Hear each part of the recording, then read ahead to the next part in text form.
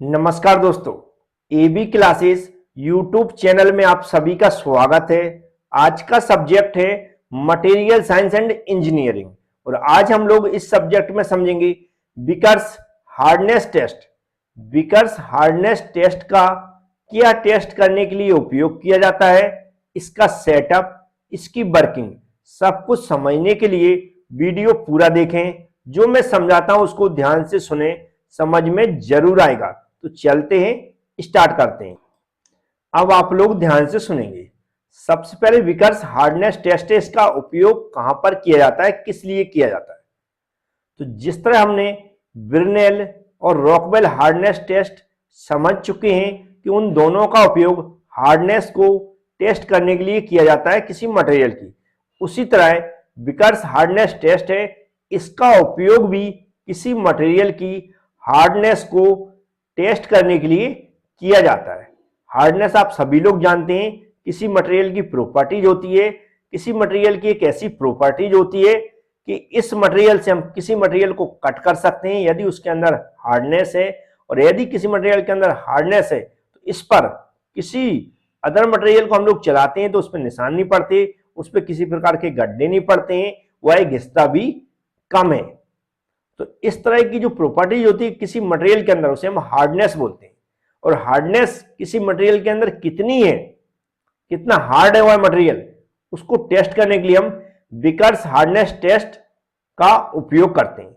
अब इस टेस्ट को जब हम इंट्रोडक्शन कराते हैं तो हमेशा हम लोग तुलना करते हैं हम ब्रिनेल हार्डनेस टेस्ट से, क्योंकि ब्रिनेल हार्डनेस जो टेस्ट है उसी तरह हम लोग विकर्स हार्डनेस टेस्ट का जो इसका परफॉर्मेंस है, या कह सकते हैं जो इससे हम टेस्ट करते हैं, वह पूरी मेथड है वो उसी तरह की है।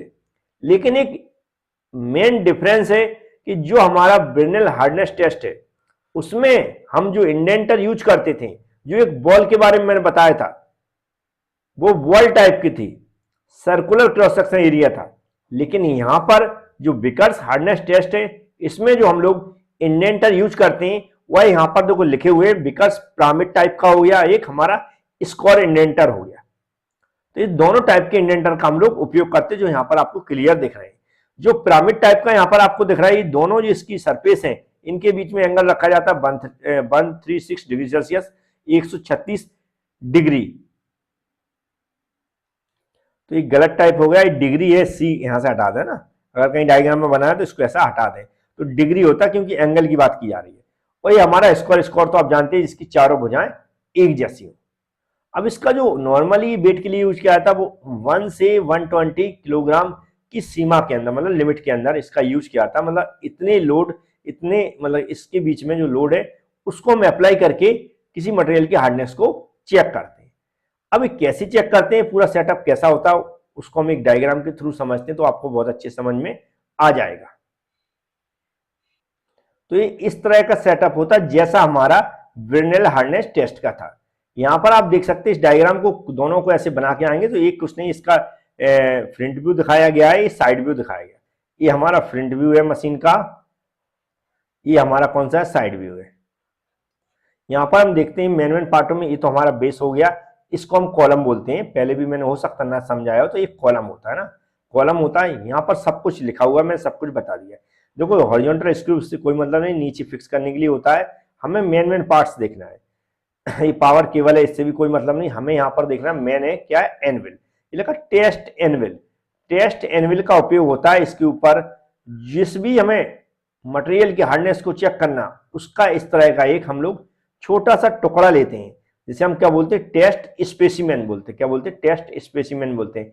ऐसा टुकड़ा लेकर हम इस एनविल के ऊपर रख देते हैं। कहां पर, यहां पर रख देते हैं, यहां पर रखते हैं। ये टेस्ट स्पेसिमेन जिसकी हार्डनेस को हमें टेस्ट करना है।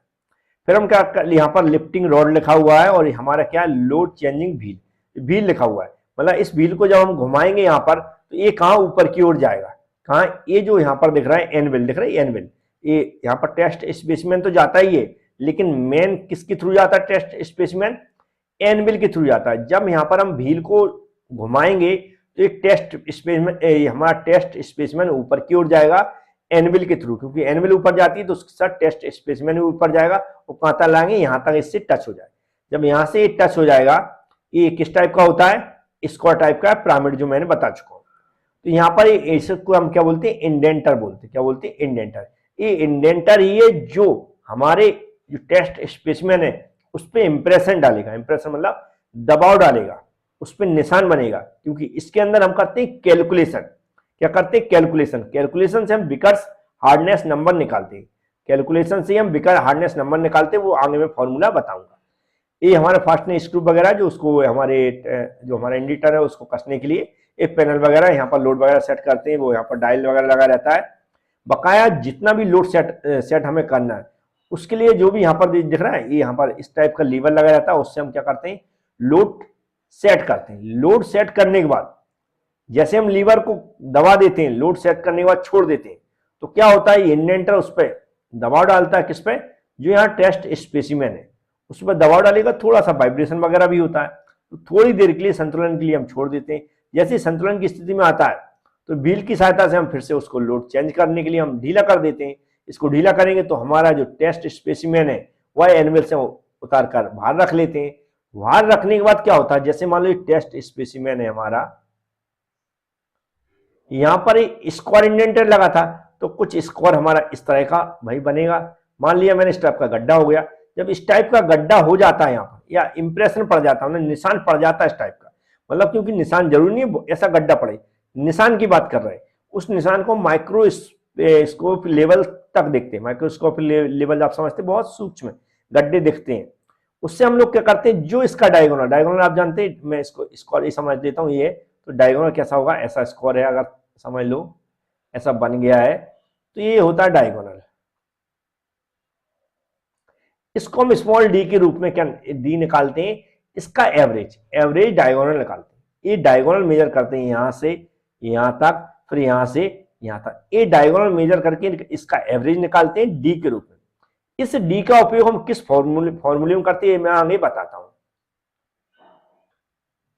तो विकर्स हार्डनेस नंबर निकालने का जो फॉर्मूला होता है एक्चुअल में हम इसका यूज करते हैं। ये लोड अपॉन एरिया होता है बेसिक, लेकिन 1.8544 पी क्या हो गया, जो लोड लगाएंगे हम लोग। पी क्या है, यहाँ पर लोड है, जितना भी लोड लगाएंगे। डी क्या है, यहाँ पर लिखा है average diagonal of the square impression. जो स्क्वायर इंप्रेशन पड़ेगा, जो मैंने अभी समझाया था इस टेस्ट स्पेसिमेन के ऊपर, उसका एवरेज डायगोनल है। क्योंकि दोनों तरफ से हमें डायगोनल मेजर करना पड़ेगा, फिर उसका एवरेज निकाल लेंगे। उसकी वैल्यू हम यहाँ पर रख देंगे और जो लोड लगा रहा है उसको यहाँ पर रख देंगे, तो विकर्स हार्डनेस नंबर निकल आएगा। ये विकर्स हार्डनेस नंबर शो कराएगा कि जो मटेरियल है उसकी हार्डनेस को, जितना ज्यादा हार्डनेस नंबर आएगा वह मटेरियल उतना ही हार्ड होता है। जैसे मैं हर बार समझा रहा हूँ, उस बार भी समझा दिया। तो इसकी जो पीडीएफ है उसमें मैंने कंप्लीट थ्योरी लिख दी है। उसका फायदा क्या है, उसको आप अच्छे से पढ़ें और वीडियो देखें। दोनों के कॉम्बिनेशन से आप इसको ऐसे समझ जाएंगे कि सिर्फ डायग्राम आपको बनाने की प्रैक्टिस करना है और एक्सप्लेन खुद ही कर देंगे, ये पक्का है, यदि वीडियो आपने अच्छे से देखा होगा, सुना होगा। चैनल है जो हमारा AB क्लासेस यूट्यूब चैनल, उसको सब्सक्राइब करके जरूर रखें, बेल आइकन पर क्लिक कर लें, जिससे कि आने वाले वीडियो की नोटिफिकेशन आपके पास पहुंच सके। और अपने दोस्तों को भी इस टाइप की जो वीडियो है वह शेयर करें और हमारी AB क्लास एप्लीकेशन के बारे में जरूर बताएं। Thank you friends.